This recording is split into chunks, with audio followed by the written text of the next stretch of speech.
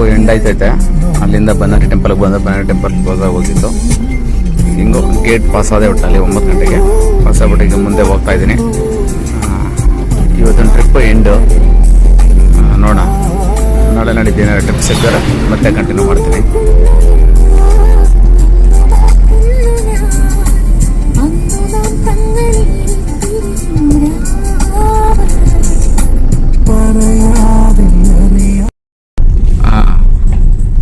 ಇವಾಗ ಬಂದು ಅವ್ರನ್ನ ಮನೆ ಹತ್ರ ಇಳಿಸ್ಬಿಟ್ಟು ಈಗ ನಾನು ಹೊರಟೆ.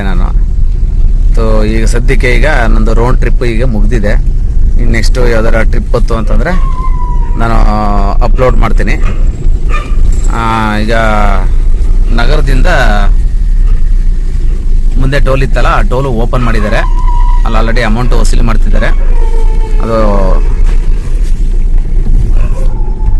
ಅಮೌಂಟ್ ವಸೂಲಿ ಮಾಡ್ತಿದ್ದಾರೆ. ಅದೊಂದು ಗೊತ್ತಿಲ್ಲದವರು ಫಾಸ್ಟಾಗಿ ಹಾಕೊಳ್ಳಿ.